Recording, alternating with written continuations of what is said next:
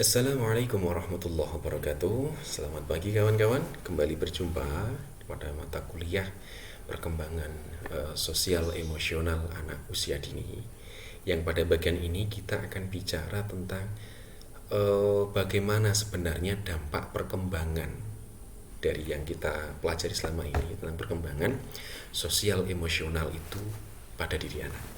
Kita akan bicara bagaimana setelah kemarin kita membincang banyak tentang perkembangan emosi itu sendiri sampai detail gitu kan. Kemudian beberapa waktu yang lalu kita juga sudah mulai membincang tentang perkembangan sosial anak itu sendiri, apa saja yang dibutuhkan dan sebagainya. Nah, di sini kita coba akan mengambil atau akan belajar tentang dampaknya itu apa toh.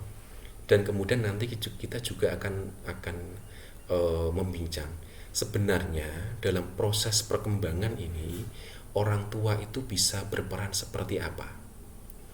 Apa saja yang bisa diperankan oleh orang tua dalam proses perkembangan sosial ini? Oke, kita akan mulai bahas satu persatu.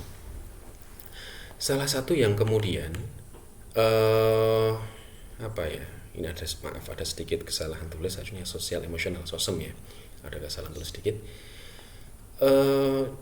Salah satu yang kemudian bisa dilihat dalam proses perkembangan sosial anak ada tentang kepercayaan diri anak.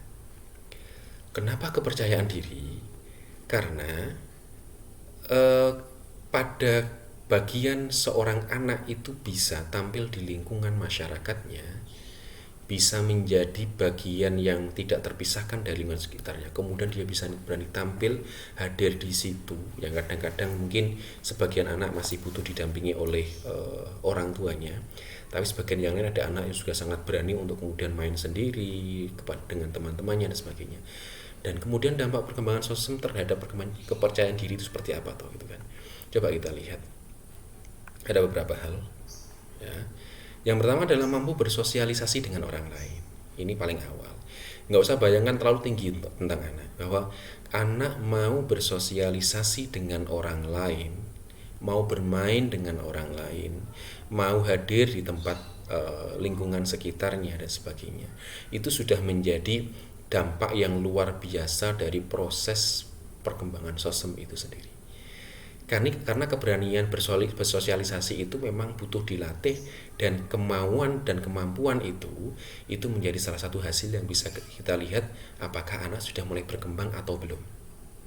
Yang kedua, menahan emosinya jika berada dalam suatu keadaan sesuai dengan kemampuan dan tingkat perkembangan anak. Nah, ini ada menahan emosi, jangan kemudian dibayangkan dia kemudian bisa menenangkan dirinya sangat seperti orang dewasa, belum.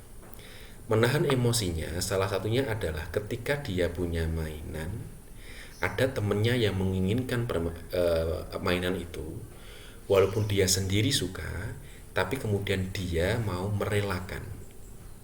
Udah main dulu, nanti gantian ya, seumpama gitu ya. Ini contoh bagaimana menahan emosinya untuk tidak kembali kepada egosentris dia. Ini mainanku, kamu gak boleh, enggak.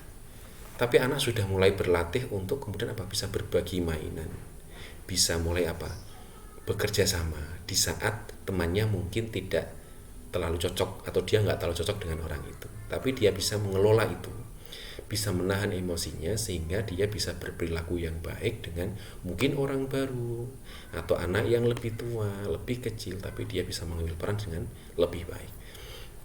Kemudian pengembangan sosial emosional anak dapat dikembangkan dengan mengajak anak untuk mengenal diri dan lingkungannya. Menjadi penting bagi kita untuk membuat anak itu tahu dulu bahwa sebenarnya apa toh atau bagaimana toh kemampuan dia, kondisi dia, untuk kemudian kita ajak mereka ke lingkungan sekitarnya untuk melihat apa di luar sana itu loh, ternyata ada anak yang seusiamu tapi mungkin kondisinya berbeda, kemampuannya berbeda, tingkat kondisi sosialnya berbeda dan sebagainya. Sehingga pengembangan sosial emosional ini salah satunya adalah dibantu dengan aktivitas sosial anak itu sendiri, karena disitulah anak akan berlatih untuk berempati, bersimpati, mau menolong, bertanggung jawab dan sebagainya, bisa menghormati, berperilaku sopan dan sebagainya. Karena dengan tidak melibatkan mereka di lingkungan sekitarnya, justru akan membuat anak menjadi tidak mengenal lingkungan sekitarnya, sehingga emosinya belum terbina dengan baik ketika pada waktunya nanti dilibatkan pada lingkungan yang terbuka itu. Maka menjadi penting mengajak mereka hadir di lingkungan masyarakat, terlibat di lingkungan itu untuk melihat bagaimana lingkungan sekitar itu membuat dia berlatih untuk tadi itu bisa mengelola emosi, bisa menahan diri dan sebagainya. Karena tanpa itu anak seperti tidak mendapatkan stimulasi dari lingkungan sekitarnya, sehingga lingkungan sekitar akan menjadi stimulasi yang baik untuk anak berlatih berkembang emosinya sehingga menjadi lebih baik. Nah, kemudian seperti apa sebenarnya ide pelibatan orang tua itu? Coba kita lihat. Salah satu yang bisa dimainkan seorang guru untuk melibatkan orang tua dalam konteks ini adalah dengan dialog dan pertemuan dengan orang tua. Ini yang sering dilaksanakan dalam bentuk apa? Parenting di sekolah-sekolah itu ya. Kenapa ini menjadi penting? Ini kalau kita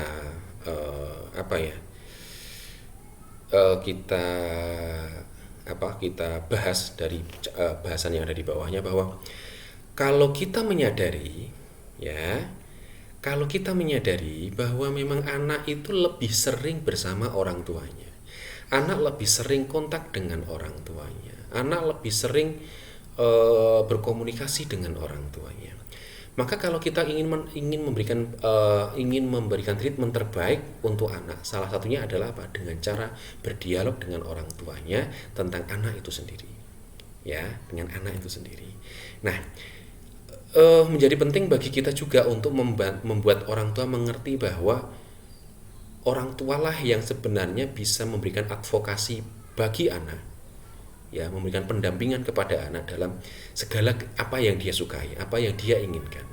Disitulah butuh banget anak terhadap bantuan orang tua, advokasi dari orang tua untuk tumbuh dengan lebih baik. Sehingga penting bagi seorang guru untuk melibatkan orang tua dalam konteks apa? Dialog, untuk menggali segala informasi yang dibutuhkan tentang anak itu sendiri. Kemudian guru dapat melibatkan orang tua dalam pengambilan keputusan. Di sini ada penjelasan salah satu yang menjadi kadang-kadang menjadi penting bagi kita untuk melibatkan orang tua tidak sekedar ketika ada masalah, tapi sejak awal pembuatan plan pembelajaran dan sebagainya, ada baiknya kita memang melibatkan orang tua untuk mengambil keputusan untuk apa? Pembelajaran anaknya. Memang tidak harus semua masukan orang tua harus kita terima. Tapi ketika ada masukan dari orang tua tentang pembelajaran anak dan itu relevan dengan anak, perlu bagi kita untuk memberikan dan mengakomodasi masukan itu sehingga menjadi bagian yang integral bagi pembelajaran anak. Di mana pentingnya? Karena sekali lagi, orang tua lah biasanya yang lebih mengerti anak, lebih mengetahui tipe-tipe belajar anak, sehingga kalau ada proses perencanaan yang tidak sesuai dengan anaknya, orang tua bisa memberikan masukan tentang apa? Tipe belajarnya mungkin, kesukaannya mungkin, ya kan? Dengan beberapa interest anak itu kan mungkin, sehingga nantinya mungkin guru akan bisa menggunakan media, menggunakan alat belajar, menggunakan sarana belajar yang itu support dengan kebutuhan anak tersebut. Di sini penting menjadi melibatkan orang tua dalam pengambilan keputusan itu, atau melibatkan atau membuat mereka terlibat di dalam, untuk tidak sekedar mengerti bahwa anakku diajar iki, enggak, tapi anakku diajar iki padahal ini kurang pas, mungkin saya bisa memberikan masukan sehingga lebih pas untuk anak saya. Itu beberapa hal menjadi penting melibatkan anak dalam pengambilan keputusan. Selanjutnya, guru dapat melakukan kunjungan ke rumah anak didik atau home visit. Pada kondisi hari ini, pandemi seperti ini, home visit adalah aktivitas sekolah yang sangat-sangat biasa ya, seolah-olah menjadi kebutuhan. Karena salah satu aktivitas belajar yang bisa dilakukan adalah salah satunya dengan home visit. Nah, tapi di sini home visit memang bisa membantu seorang guru. Kalau disebutkan adalah istilahnya apa?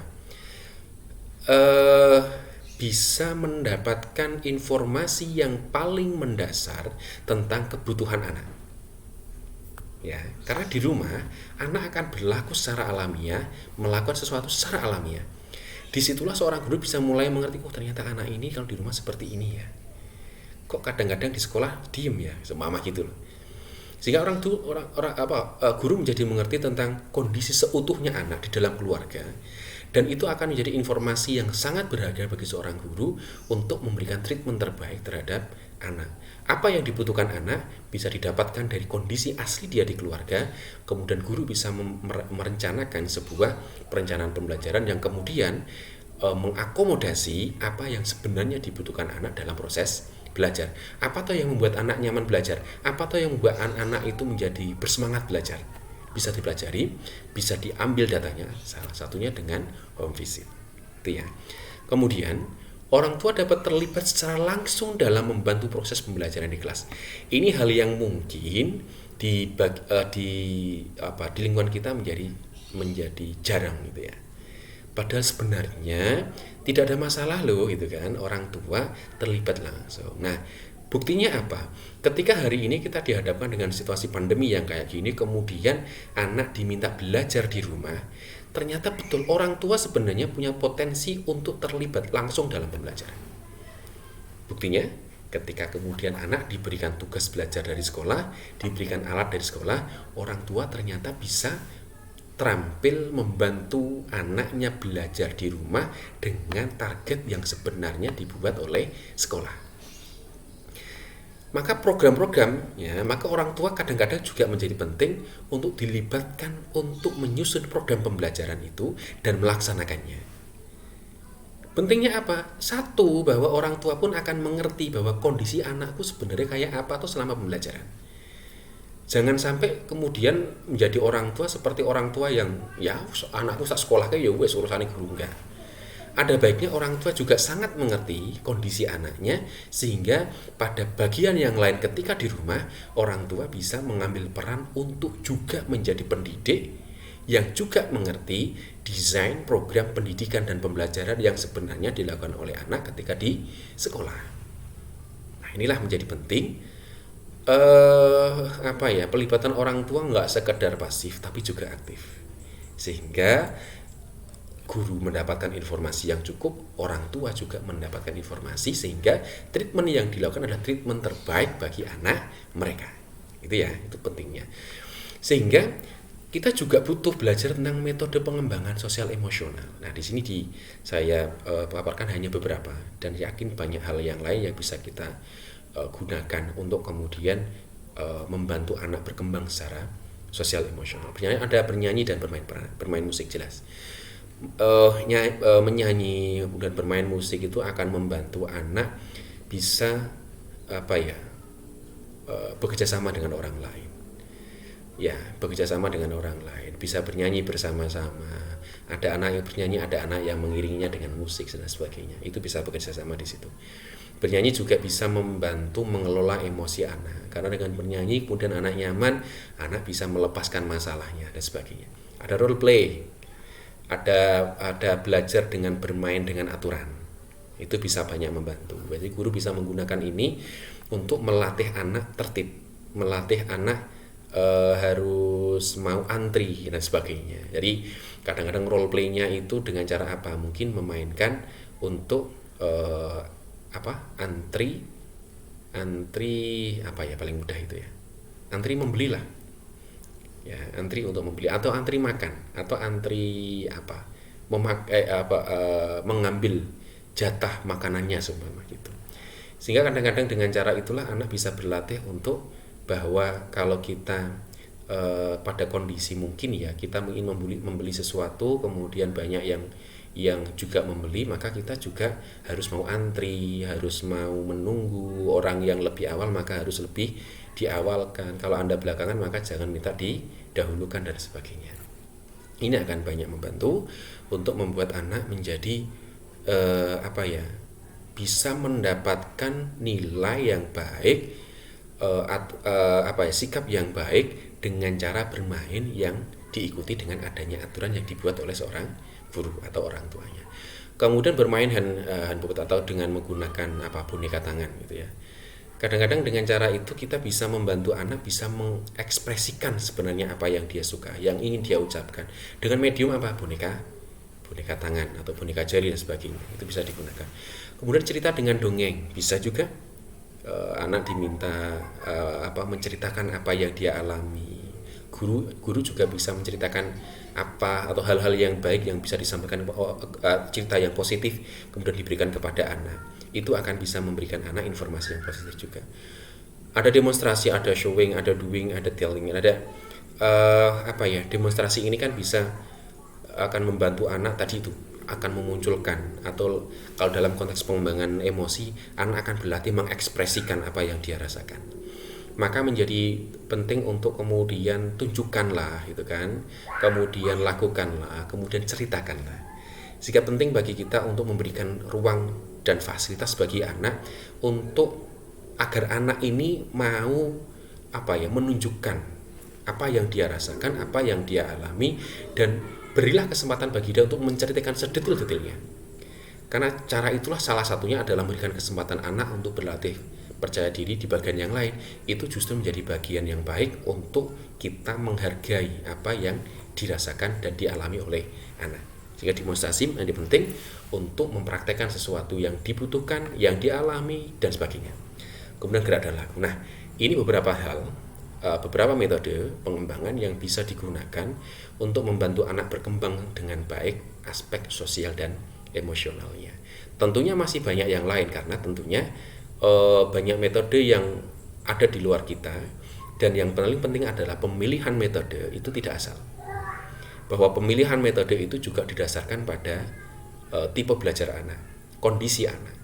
Sehingga tipe belajar dan kondisi anak itu perlu kita perhatikan menjadi alasan kenapa kemudian kita memilih sebuah metode untuk kita gunakan dalam pembelajaran. Jadi sekali lagi, anak itu punya tipe, anak punya kondisi yang beragam, sehingga seorang guru harus peka terhadap itu, dan pemilihan metode jangan sampai membuat mereka menjadi tidak nyaman, jangan sampai membuat mereka menjadi tidak aman, jangan sampai membuat mereka menjadi tidak enjoy dalam melaksanakan pembelajaran.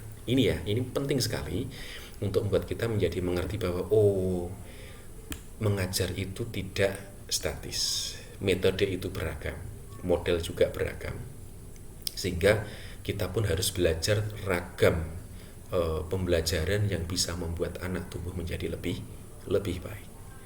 Itu ya. Kemudian ini ada teknik evaluasi yang memang digunakan di TK, kurang lebih ini beberapa hal. Mungkin kawan-kawan sudah sering pelajari ini. Ada observasi, anecdotal record, itu kan ada analisis foto, analisis gambar, ada daftar checklist, dan rekaman wawancara.